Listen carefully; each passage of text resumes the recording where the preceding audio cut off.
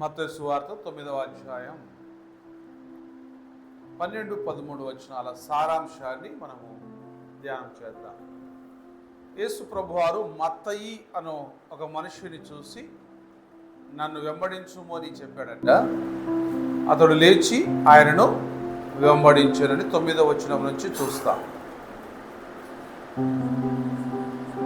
ఇంటిలో భోజనమునకు యేసు కూర్చొని ఉన్నాడట. ఇంటిలో భోజనమునకు యేసు కూర్చొని ఉండగా ఇదిగో సుంకరులను పాపులను అనేకులు వచ్చి ఆయన యొద్దను ఆయన శిష్యుల యొద్దను కూర్చుండిరి. ఇది చూసినటువంటి పరిసయ్యులు అది చూచి, మీ బోధకుడు సుంకర్లతోనూ పాపులతోనూ కలిసి ఎందుకు భోజనం చేయుచున్నాడని ఆయన శిష్యులను అడిగారు. ఆయన వారు మాట్లాడేది విని ఈ మాట చెప్తున్నాడు అనమాట. నేను పాపులనే పిలువవచ్చితిని గాని నీతిమంతులను పిలువ రాలేదు. రోగులకే గాని ఆరోగ్యము గల వారికి వైద్యుడు అక్కర లేదు. చూడండి ఎంత జ్ఞానం ఉందో ఆ మాటలో. ఆయన పరిసయ్యుల యొక్క ఆధిపత్యపు ఆలోచనలను, తర్వాత తమతోటి మనుషుల యొక్క సామాజిక స్థితి బట్టి వారిని నీచులుగా, పాపులుగా, తక్కువ వారుగా చూడటం అనేది, ఈ వ్యత్యాసపు ఆలోచనలన్నిటినీ కూడా యేసు ప్రభు వారు ఖండిస్తున్నారు.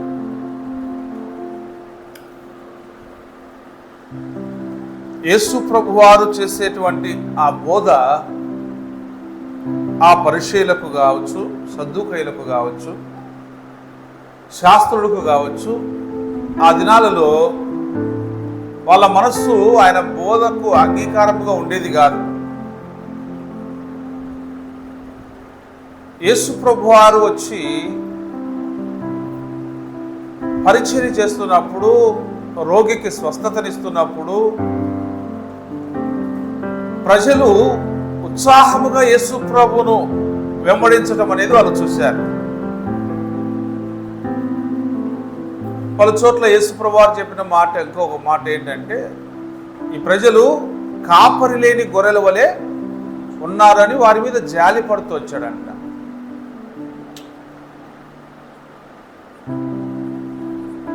అంటే ప్రజలను చూడండి, వాళ్ళు ఎలా చూస్తున్నారంటే, వీళ్ళు పాపులు కదా, సుంకర్లు కదా, వీళ్ళతో ఆయన కలిసి భోజనం చేయటం ఏంటి? ఒక మానవులుగా ఆలోచిస్తున్నారు కానీ దేవుని సంబంధులము అన్నటువంటి ఆలోచన వారు చేయటం లేదు. ఇశ్రాయేలీయులకు, యూదులకు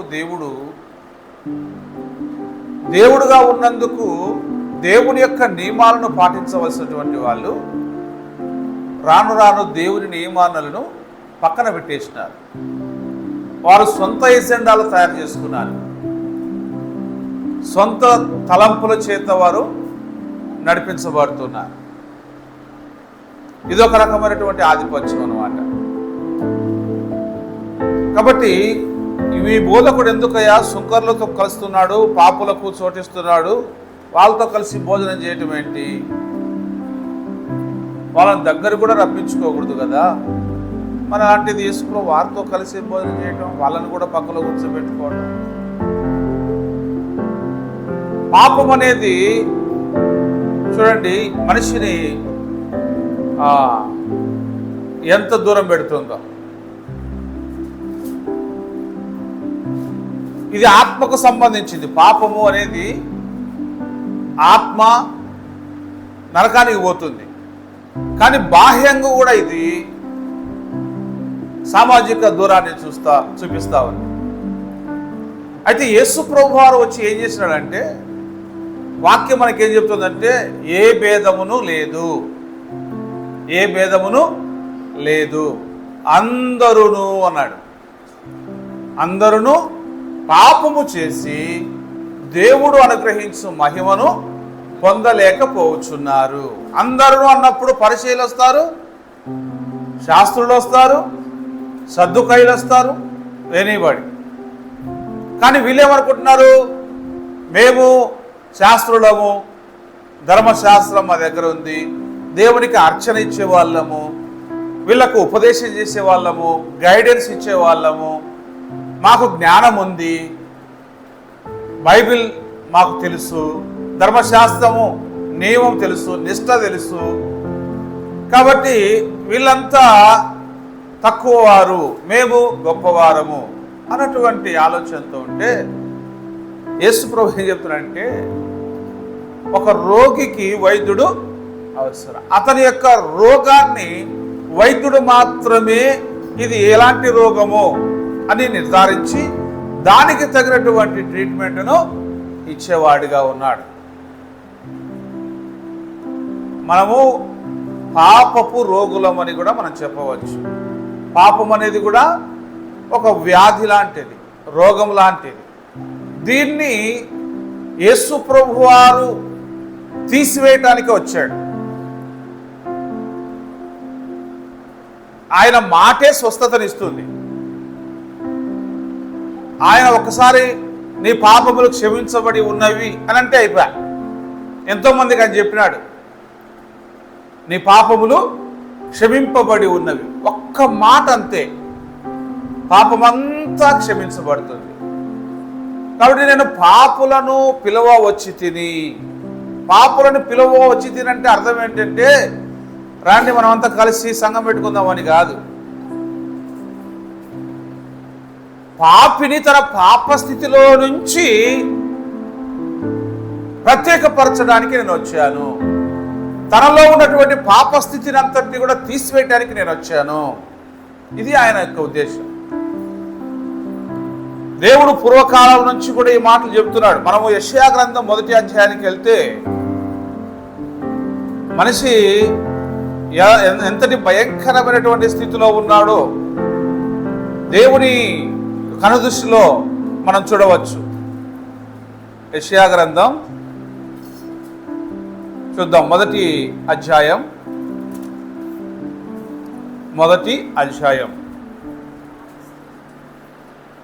మానవుని యొక్క స్థితిగతులన్నీ కూడా ఇక్కడ మనం చూడవచ్చు. ఈ 2వ వచన భాగం నుంచి దేవుడు మాట్లాడుతున్నాడు. ఎవరితో మాట్లాడుతున్నాడు, ఎవరికి చెప్తున్నాడు చూడండి. యెహోవా మాట్లాడుచున్నాడు,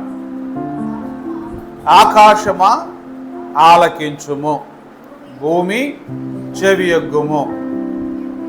చూడండి, నేను పిల్లలను పెంచి గొప్పవారినిగా చేసి తిని అంటున్నాడు.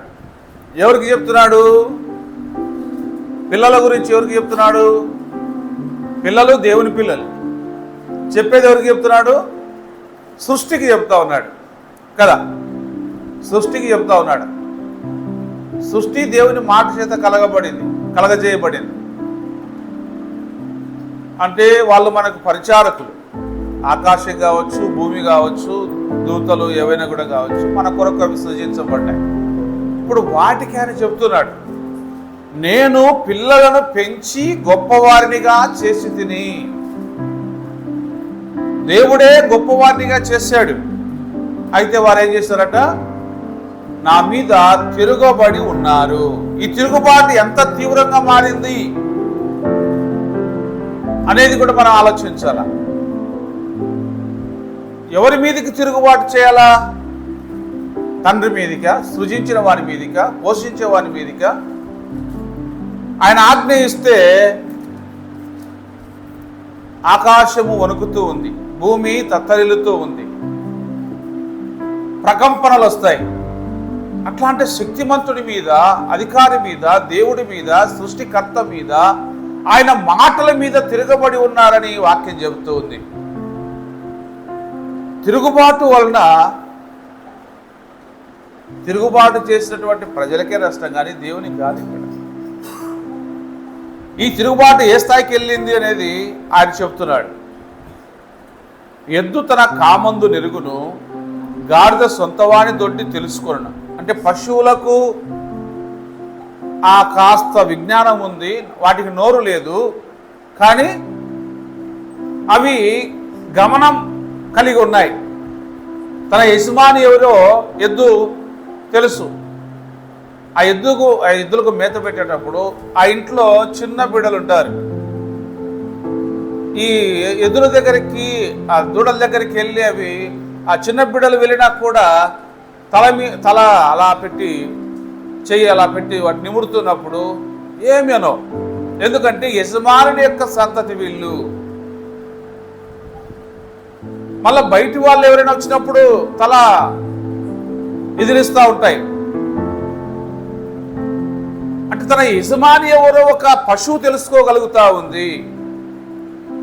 దొడ్డి ఎక్కడ ఉందో గాడిద తెలుసుకోగలుగుతా ఉంది.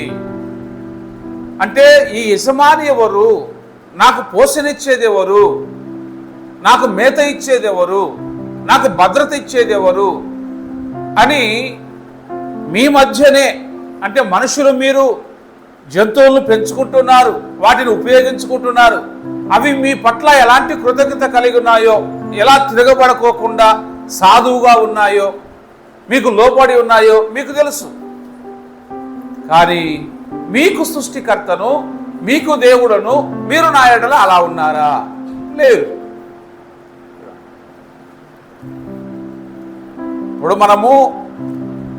ఇప్పుడు పశువులు, మనం బర్రెలు అంటాం, ఎనుములు. ఒక ఎనుము 1,00,000 రూపాయలు ఉంది, 80,000 ఉంది, 50,000 ఉంది. మంచి పాడే ఎనుములు ఉన్నాయనుకోండి, 5 లీటర్లు ఇచ్చే పాలు ఇచ్చేవి అట్లా ఉంటాయి కదా. ఇవి పాలు ఇవ్వలేదనుకో, ఏం తాగుతాం మనం? ఆవులు కానీ గేదెలు కానీ దేవుని ఆజ్ఞకు లోబడి పాలు ఇవ్వటం మానుకున్నాయి అనుకోండి, పొద్దున్నే లేస్తానే బెడ్ కాఫీ తాగుతారా? ఒక నెల రోజులు ఈ భూమి మీద ఏ జంతువు, ఏ పశువు, ఏ గేదె పాలు ఇవ్వలేదు అనుకోండి, ఏం చేస్తారు? కృత్రిమంగా పాలు తయారు చేసుకుంటారా? చచ్చిపోతారు. చచ్చిపోతారా లేదా? ఇప్పటికే పాలు కల్తీ చేస్తుందని మొత్తుకుంటూ ఉన్నారు. ఇప్పటికే పాలు కొన్ని కల్తీ చేస్తున్నారు అన్నమాట. ఎక్కువ కొన్ని పాలలో ఎక్కువ యురేనియము, యూరియా అట్లాంటివి ఏవో వేసి, ఆ థిక్గా వచ్చేటట్లుగా కెమికల్ వేసి సిటీస్లో ఇక్కడైతే కనుక్కుంటారు. కాబట్టి ఈ ప్యాకెట్ పాలు కూడా అంత మంచివి కాదని ఒక్కోసారి వేస్తూ ఉంటారు. ఇంకా పూర్తిగానే ఈ బర్రెలు కానీ ఈ గోవులు కానీ ఏవి పాలు ఇవ్వడం మానుకున్నాయి అనుకోండి, ఏం చేస్తాం? అవి సాధు చేయబడుతున్నాయి, వాటి వలన మనకు మేలు కలుగుతూ ఉంది. మన కొరకు సృజించబడినవి మనకు ఉపకారముగా ఉన్నప్పుడు, ఉపయోగంగా ఉన్నప్పుడు, దేవుని కొరకు సృజించబడినటువంటి మనిషి దేవునికి ఉపయోగకరంగా లేకపోతే ఎలా అనేది ఇక్కడ ప్రశ్న. ఈ తిరుగుబాటు చూడండి, ఎంత అవిధేయత, ఎంత పాపం వచ్చిందో. అయితే ఇదంతా ఎందుకు చెప్పుకున్నాం అంటే, దేవుడు దీనికి మరలా ఒక ఆలోచన చేస్తున్నాడు, రక్షించుకోవాలి ఎట్లయినా సరే వీళ్ళను అని. ఇంత తిరుగుబాటు ఉన్నా కూడా, ఇంత అజ్ఞానం ఉన్నా కూడా, ఇంత పాపంలో పెరిగిపోతున్నా కూడా వీళ్ళను నేను కాపాడుకోవాలనే ఉద్దేశంతోనే ప్రభు కిందికి భూమి మీదకి వచ్చాడు అనేది ఆయన చెప్పేది. ఇక్కడ మనం గమనిస్తే ఇంకా ఏమంటాడు ఆయన? పాపిష్టి జనం అంట. ఇశ్రాయేలుకు తెలివి లేదు, నా జనులు యోచింపరు. పాపిష్టి జనమా. ప్రజలకు చూడండి, కొంతమంది దేవుడు లేడు అంటారు, కొంతమంది దేవుడు లేడు అంటారు. రకరకాలుగా మాట్లాడుతూ ఉంటారు. ఎందుకంటే దానికి ఇట్లా మాట్లాడితే ఇంత శిక్ష అనే వెనకబడి ఏం రాదు కాబట్టి ఎవరికి ఇష్టం వచ్చినట్టుగా వాళ్ళు మాట్లాడుతూ ఉంటారు. ఈ భూమి కానీ జీవులు కానీ ఏమన్నా కానీ అవంతటా అవే పుట్టినాయి అంటారు. ఒక్కొక్కరు ఒక్కొక్క రకమైనటువంటి వాదనలు వినిపిస్తూ ఉంటారు. అంటే తెలివి లేదు అని, దేవుడు లేడని ఎవరంటారంట? దేవుడు లేడు అని ఎవరంటారంట? భక్తిహీనులు కదా. దేవుడు లేడు. ఇలా తెలివి లేని ప్రతి మనుషుడు పశుప్రాయుడు అంటాడు ఆయన. రకరకాలుగా దేవుడు కూడా ఖండిస్తూ ఉన్నాడు. మీరు గమనించాలని చెప్తున్నాడు. 4వ వచనంలో అంటాడు పాపిష్టి. చూడండి ఈ పాపం చూడండి, పాపిష్టి. రేప్ చేసిన వాడిని ఏమంటారు? రేపిస్ట్ అంటాడు కదా, అంతే కదా. ఆ రేపిస్ట్ను కాల్చి చంపినారు అని. పాపం చేసిన వాడిని పాపిష్టి, అంతే. అర్థం చేసుకోవడానికి ఆ పదం ఉపయోగించిన. పాపిష్టి ఒకరా ఇద్దరా? జనం అన్నాడు. పాపిష్టి జనమా. ఎవరు పాపం చేస్తుంటే వాళ్ళు పాపిష్టులే. పాపము చేయి ప్రతివాడు పాపమునకు దాసుడని యేసుప్రభువు వారు కూడా చెప్పారు. కాబట్టి పాపిష్టి జనమా అంటే పాపము చేస్తున్న వారులారా, పాపము మానలేని వారులారా. పాపిష్టి జనమా, దోషభరితమైన ప్రజలారా. దోషమంతా అధికంగా ఉంది, భరిస్తున్నారు. దుష్ట సంతానమా. ఇవన్నీ దేవుడు అనాల్సిన మాటలు కాదు, కానీ అనేటట్లుగా ప్రజల జీవితము ఆ విధంగా తయారైంది. మామూలుగా దేవుడు తన పిల్లల్ని అలా అనడం అనేది ఆయనకు కూడా మనస్సు బాధే కదా. ఎట్లయినా కూడా ఆయన పిల్లలమే కదా మనం అందరం కూడా. అయినా అంటున్నారంటే అర్థం ఏమని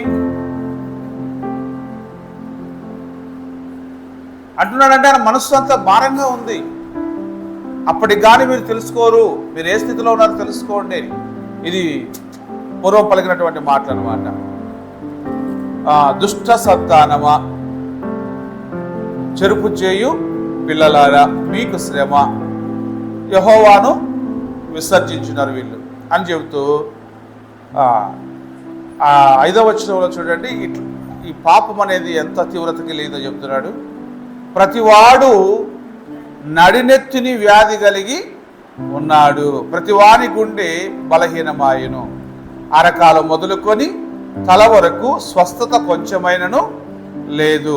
ఎక్కడ చూచినను గాయములు, దెబ్బలు, పచ్చి పుండ్లు, అవి పిండబడలేదు, కట్టబడలేదు, తైలముతో మెత్తన చేయబడలేదు. ఇది టోటల్గా మనిషి జీవితం. ఎక్కడి నుంచి? నడినెత్తిని వ్యాధి కలిగి ఉన్నాడు. అరకాలు మొదలుకొని, అరకాలు ఏడుంటుంది? తల మీద ఉంటుందా? అరికాలు ఎక్కడ ఉంటుంది మా? కాళ్ళు, మోకాళ్ళు, అరకాలు. అరికాలు ఎక్కడ ఉంటాయి? పాదాలు కింద, వాటినే కదా అరికాలు అనేది. అరికాలు మొదలుకొని అన్న, అరికాలు మొదలుకొని నడినెత్తి వరకు. నడి అంటే టాప్ టు బాటం అంటాం మనం, టాప్ టు బాటం. ఎక్కడ చూసినా కూడా స్వస్థత లేదు,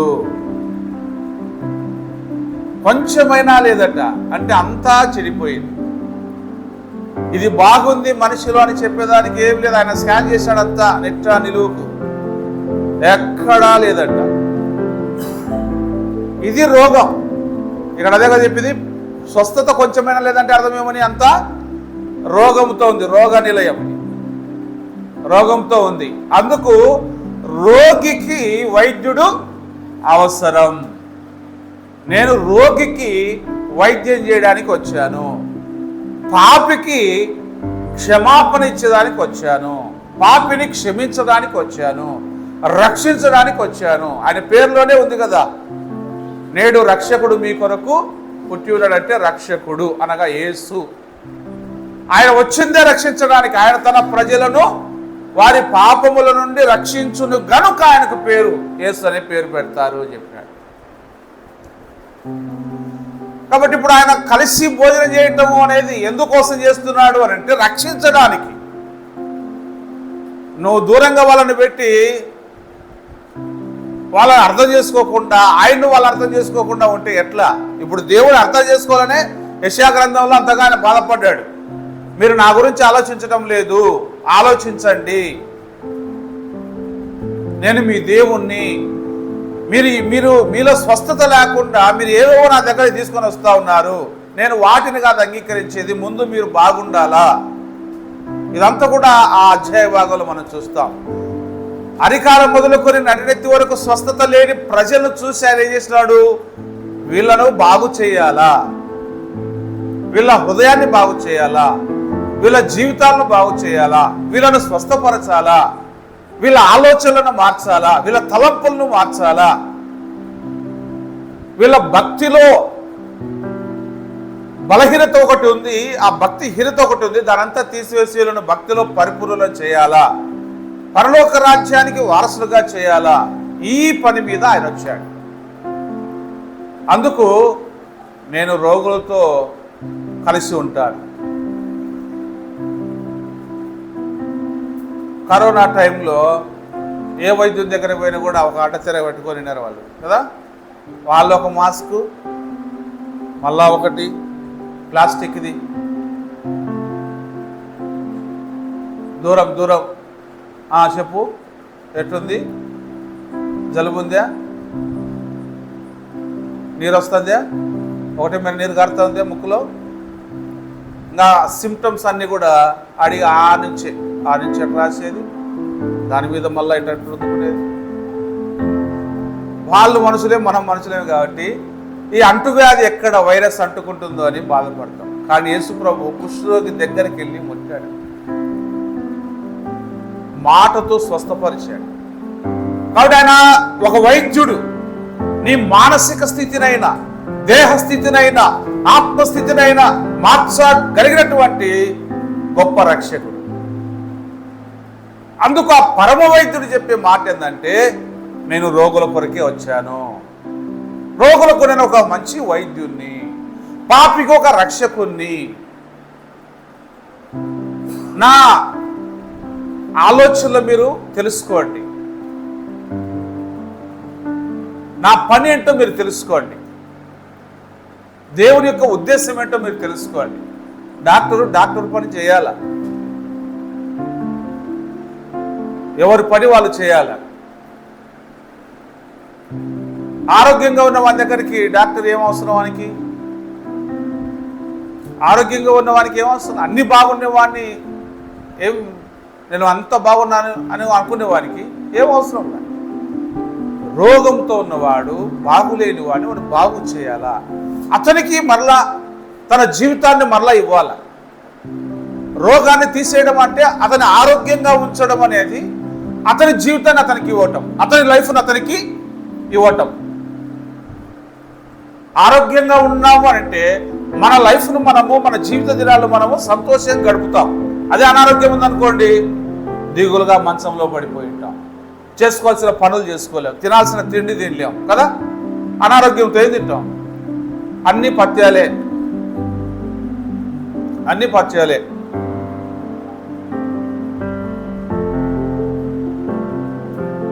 చూడండి, యేసు ప్రభువారు రోగికి వైద్యుడు అవసరం. వాళ్ళు రోగంతో ఉన్నారు, వాళ్ళ స్థితి అలాంటిది, వాళ్ళకు నేను పరిచర్య చేయడానికి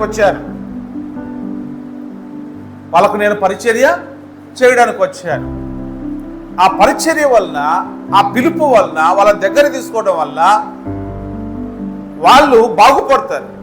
దేవుడికి కావాల్సింది వాళ్ళు బాగుపడమే. అరికాలం మొదలుకొని నడినెత్తి వరకు ఉన్నటువంటి ఈ వ్యాధిని, ఈ బాధను, ఈ రోగాన్ని అంతటినీ కూడా తీసేసే పని మీద నేను వచ్చాను. ధర్మశాస్త్రం దేని చేయజాలకపోయినా దేవుడు దాన్ని చేసిరని వాక్యం చెబుతుంది. వాళ్ళకు కొన్ని కట్టడలు ఇచ్చినారు, మీరు ఎట్లుంటే బాగుపడతారు, కానీ చేయలేకపోయినారు. ఇప్పుడు దేవుడే దాన్ని చేయడానికి పూనుకున్నాడు. గమనించండి, ఈ పరిచర్య అనేది ఎంత గొప్పదో చూడండి. మనం చేసే పరిచర్య కూడా ఒక పాపికి సువార్త చెప్పడం అనేది, అతడు తన పాపస్థితిలో నుంచి మార్పు చెందితే ఇంకా అంతకంటే ఏం కావాలా? యాకోబులు అనుకుంటే ఒక మాట చెప్తాడు, అతన్ని మళ్ళించితే అంతకంటే ఏం కావాలా పాపములో నుంచి అంటాడు. యాకోబులో ఆ మాట రాయబడింది అనుకుంటా, చూద్దాం.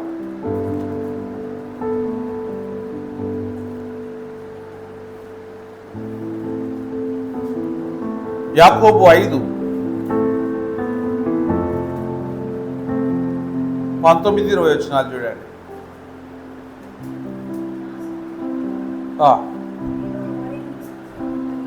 నా సహోదరులారా, మీలో ఎవడైనా సత్యము నుండి తొలగిపోయినప్పుడు మరి ఒకడు అతనిని సత్యమునకు మళ్లించిన ఎడలా, చూడండి, సత్యమునకు మళ్లించిన ఎడలా పాపిని వాని తప్పు మార్గము నుండి మళ్లించువాడు మరణము నుండి ఒక ఆత్మను రక్షించి అనేక పాపములను కప్పివేయునని తాను తెలుసుకొనవలెను. అందుకే సేవకులను హింసిస్తున్నా, కొడుతున్నా, తిడుతున్నా, అవమానిస్తున్నా, చర్చిలను కాల్చేస్తున్నా, సేవకురాలను, స్త్రీలను బలత్కరిస్తున్నా, గాయపరుస్తున్నా, అవమానపరుస్తున్నా, హీనముగా మాట్లాడుతున్నా సేవకులు, సేవకురాన్లు, సువార్థికులు, సువార్థికురాన్లు ఎందుకు దేవుని ప్రేమను పంచుతూ ఉంటారు, ఎందుకు సువార్త చెప్తారు, యేసుప్రభుని నమ్ముకోమని చెప్తారంటే దాని పరమార్థం ఇది. ఒక పాపి మారితే వాని తప్పు మార్గంలో నుంచి మళ్ళిస్తే నరకానికి ఒక ఆత్మ పోకుండా కాపాడిన వాళ్ళం అవుతాము. మనల్ని రక్షించిన దేవునికి కృతజ్ఞతగా మరొక ఆత్మను మనం సంపాదించి పెట్టడం అనేది దేవునికి ఎంతో గొప్ప కార్యం. అది దేవుడు మెచ్చుకునే కార్యం, సంతోషాన్ని కలిగించే కార్యం. లేకపోతే ఎందుకు వచ్చిన గొడవ అదంతా నమ్మితే నమ్మిరు, లేకపోతే అని చెప్పి ఎవరి కొద్ది వాళ్ళు ఊరుకొనొచ్చు కదా. ఎందుకు ఇంత హింస జరుగుతూ ఉన్నా కూడా, చర్చిల మీద దాడులు చేస్తూ ఉన్నా కూడా, గాయపరుస్తూ ఉన్నా కూడా ఎందుకు సేవ చేస్తారు, ఎందుకు ప్రార్థనలు చేస్తారు, ఎందుకు ప్రేమను చూపుతారు, ఎందుకు తగ్గించుకొని ఉంటారు, ఎందుకు ఈ పరిచర్యలు చేస్తారంటే తప్పు మార్గంలో నుంచి వాళ్ళను రక్షించాలా, పాపం నుండి వాళ్ళను మళ్లించాలా, పరలోక రాజ్యానికి తీసుకొని పోవాలా, నరకం నుండి తప్పించాలా. నరకం ఉంది అనేది మనకు తెలుసు. ఎంత బాగుందో చూడండి. యేసు ప్రభువు అదే చేస్తున్నాడు. అయ్యా, ఒక రోగిని స్వస్థపరచటం, బాగు చేయటం, వాని లైఫ్ వానికి ఇవ్వడం. అందుకే నేనే జీవాన్ని అన్నాడు ఆయన. మార్గము నేనే, సత్యము నేనే, జీవము మీ జీవితం నేను మీకు ఇస్తా. ఆయనలోనే ఉంది అంతా కూడా. ఆయన ఎందు మనము విశ్వాసం ఉంచడం వల్ల మనం జీవులో ప్రవేశిస్తామని వాక్యం చెబుతుంది. ఆయన నామమందు విశ్వాసం ఉంచడం వల్ల మనం జీవం పొందుతాము. కాబట్టి పాపిని వాని తప్పు మార్గము నుండి మళ్లించడం, అసలు ఇది మేలు కదా. ఒక వ్యక్తి దుర్మార్గముగా ఉంటాడు అనుకోండి, తప్పుడు మార్గంలో ఉంటాడు అనుకోండి, అట్లాంటి వానికి దేవుని గురించి చెప్పి, తన జీవితం ఏంటో చెప్పి, ఆ తప్పుడు జీవితం నుంచి, పాపపు జీవితం నుంచి, దుష్టత్వం నుంచి, అన్యాయమైన జీవితం నుంచి అతని దేవుని మాటకు లోబడి మారుమనసు పొందేటట్లుగా చేయడం ఏం నేరం? అది మంచిదే కదా. ప్రభుత్వం చేయలేనిది, అధికారులు చేయలేనిది కదా దేవుని వాక్యం చేస్తుంది. భయపెట్టి ఒకటి మిషన్ గన్ను పెట్టో, పిస్తోలు పెట్టో, నువ్వు ఇది చేయకనంటే కనుక వాడు ఊరు అనుకుంటాడా? కానీ దేవుని వాక్యం పనిచేస్తుంది. దేవుని వాక్యం పనిచేస్తుంది. మరి ఇట్లాంటి సేవను ఎంకరేజ్మెంట్ చేయాలా? అయ్యా మంచిది, మీరు సమాజానికి మేలు చేస్తున్నారు, మనిషి మారుతాడు కదా. కానీ అట్లా కాదు. వ్యవస్థ ఎలాంటిదంటే బానిసలాగానే ఉండాలి, పాపిలాగానే ఉండాలి, తాగుడుబోతులాగానే ఉండాలి. ఎందుకంటే వాడు తండ్రి తాగేవాడైతే, పిల్లవాడు తాగేవాడైతే వాడు వీడు ఇద్దరు కలిసి ఒకరికి పనిచేస్తుంటారు, ఊడిగంపాలు చేస్తూ ఉంటారు. వీడు బాగుపడితే, వీడు మంచి డ్రెస్ వేసుకుంటే, వీడు మంచి ఆహారం తింటే, వీడు బాగా ఉంటే నాకేం పనికి వెలుగుతాడు, నా పనులు సాగు కదా, ఇట్లా ఆలోచన చేస్తారు వాళ్ళు. చూడండి, ఈ వ్యవస్థలో మార్పు రావాలంటే దేవుని వాక్యమే తీసుకురావాలి. అందుకే పాపం చేస్తూ ఉంటే నువ్వు పాపానికి దాసుడు అవుతావు నాయన. ఒకటి చిన్న క్లిప్పు అది చూసినాను.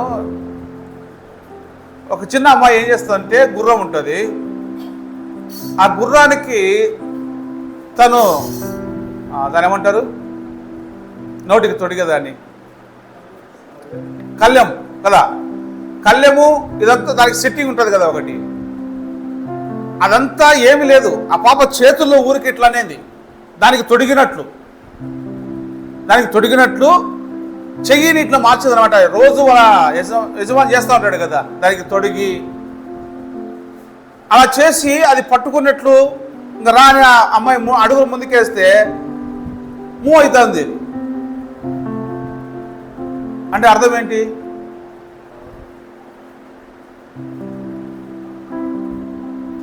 ఇప్పుడు గుర్రాన్ని చేత పట్టుకొని పగ్గం పట్టుకొని పోతుంటారు కదా, అవన్నీ ఏం తొడగకుండానే ఊరికి చెయ్యనింది ఆ పాప ఇట్లా తొడిగినట్లు అని చెయ్యి పట్టుకున్నట్లు దాన్ని లాగుతున్నట్టు అడుగులు ముందుకేసి కదులుతూ ఉంటే అది కదిలిపోతూ ఉంది. అంటే దానికి అలవాటు అలా అయిపోయింది. ఇప్పుడు నిజంగా అది తన నోటి కళ్ళెం పెట్టకపోయినా, నిజంగా చేతిలో ఆ తాడు లేకపోయినా, రోజు అలా అలవాటు చేయడం వల్ల ఇది నిజమే అనుకొని అది మూవ్ అవుతుంది. పాపము కూడా అలాంటిదే. అలా మనుషులు అలవాటు పడిపోయి ఉన్నారు. మరి ఇలాంటి వాళ్ళని మార్చడం మంచిదే కాదా? పాపాన్ని మనిషికి దూరం చేసే ప్రయత్నమే సువార్త, పాపిని మార్చే ప్రయత్నమే సువార్త. సువార్తలో ఉన్నదంతా అదే, పాపిని రక్షించడమే. పాపులను రక్షించుటకే క్రీస్తు యేసు ఈ లోకమునకు వచ్చెను. మతాలు స్థాపించడానికి లేకపోతే తెగలను స్థాపించడానికి కాదు, పాపిని తన తప్పుడు మార్గం నుంచి, పాపము నుంచి ప్రత్యేకపరచడం. నీ మనస్సు మారుతుంది, నీ పాపం పోతుంది. దానికి ఇక్కడ సూక్తులు ఉన్నాయి, దానికి ఇక్కడ దేవుడు యేసు ప్రభు వారి యొక్క ఆశీర్వాదకరమైన మాటలు ఉన్నాయి. మరి దాన్ని ఎందుకు ఈ లోకం అర్థం చేసుకోలేదు? చూడండి, ఒక డాక్టర్ దగ్గర పోయినప్పుడు డాక్టర్ చెప్తాడు,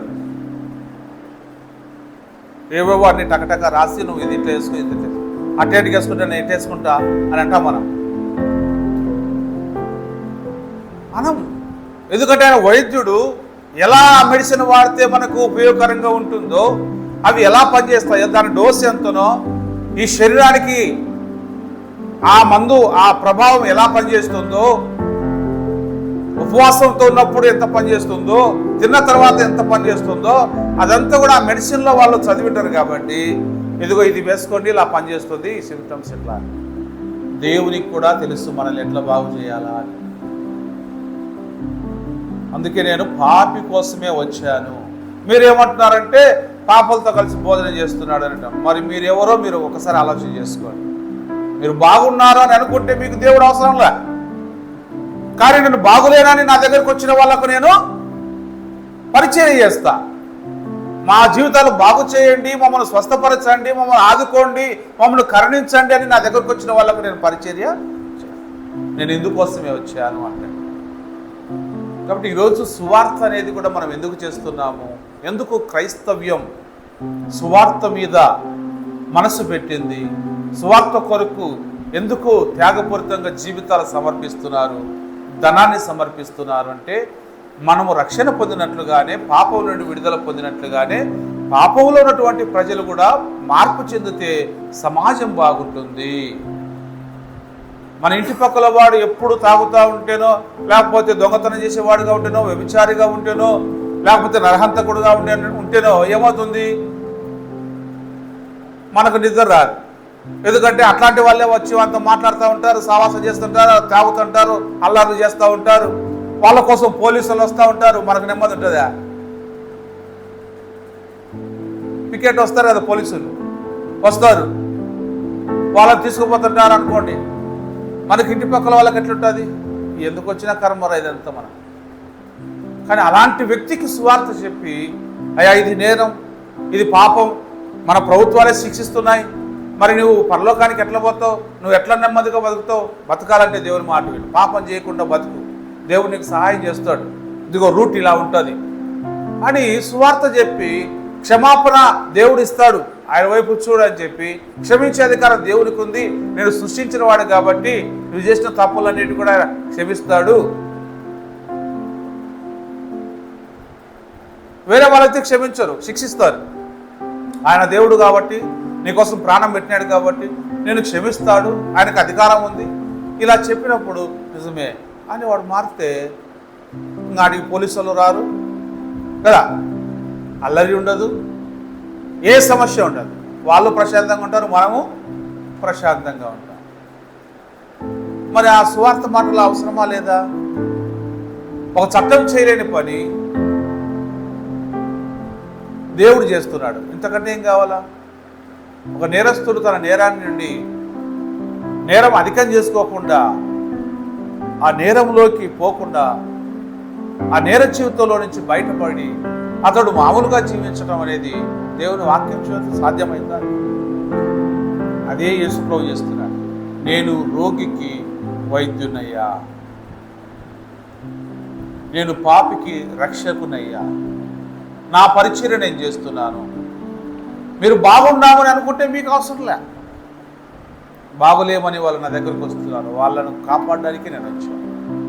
అంటే మనం చేసే పరిచర్య కూడా, ప్రభు మనకు అప్పగించిన పరిచర్య కూడా, ఇది ఆత్మల పరిచర్య, ఆత్మల బాగు కోసం చేసి మనం ప్రార్థించటం, పరిచర్య చేయటం, సువార్త చెప్పటం, ఇదంతా ఈ ఆత్మల రక్షణ అనేది లేకపోతే, పరలోకం అనేది లేకపోతే ఇదంతా కూడా ఉండేది కాదు. పరలోకం ఉంది కాబట్టి ఈ భూమి మీద మనము దేవుని పిల్లలముగా సమాజంలో, ఈ లోకంలో ఉన్నాం కాబట్టి, దైవికమైనటువంటి జీవితంలో గొప్ప ఆశీర్వాదం ఉంది కాబట్టి, ఆ జీవితము మనం పొందుకున్నాం కాబట్టి ఇతరులకు కూడా అది వచ్చేటట్లుగా మనం చేసేదే పరిచర్య అంట. ఇది లోకం అర్థం చేసుకుంటే ఆశీర్వదించబడతారు. అపార్థం చేసుకున్నంత కాలము ఈ పోరాటం ఉండనే ఉంటుంది. మరి బైబిల్లో కూడా ఇలాంటి వ్యక్తులు మనకు అక్కడక్కడ కనపడుతూ ఉంటారు. యేసు ప్రభువుని అర్థం చేసుకోలేకుండా, పరిచయం అర్థం చేసుకోలేకుండా హింసించిన వారు ఆ రోజు ఉన్నారు, ఈ రోజు ఉన్నారు. అయితే విశ్వసించిన వారంతా కూడా ఏం చేయాలంటే ఏక హృదయంతో, ఏకాత్మతో ప్రార్థన చేస్తా ఈ పరిచర్యలు విస్తరించేటట్లుగా మనము దేవునికి మొరపెట్టుకుంటా ఆత్మధైర్యాన్ని నింపుకొని ఇంకా మనము ముందుకు కొనసాగుతూ వెళ్ళాలి. అది యేసు ప్రభువు చెప్పేది. కాబట్టి ఆయన అడుగుజాడలో మనం కూడా నడుద్దాం, సంఘక్షేమం కోసమై పాటుపడదాం. ప్రభు ప్రాణం పెట్టాడు అందరినీ రక్షించడానికి. తప్పు మార్గంలో నుంచి, పాపంలో నుంచి ఒక మనిషిని మళ్లించడం వల్ల నరకానికి పోకుండా మనం కాపాడే వాళ్ళం అవుతాం. ఆ పరలోకానికి పోయిన తర్వాత ఏదో నీ సువార్త వల్ల, నీ ప్రార్థన వల్ల వీళ్ళు మారుమనసు పొంది ఇక్కడికి వచ్చినారంటే మనకి ఎంత సంతోషమే కదా. ఇప్పుడు ఎవరో ఒకరి రికమెండేషన్ వల్ల మనకు ఉద్యోగం వచ్చిందంటే ఎట్లుంటుంది?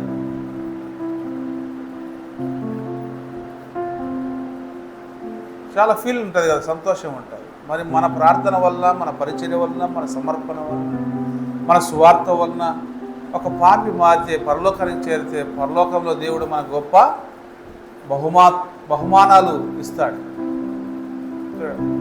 అందుకోసం మనము ఆయనను పోలి నడుచుకోవాలని దేవుని వాక్యం మనకు సెలవిస్తూ ఉంది. ప్రార్థన చేద్దాం.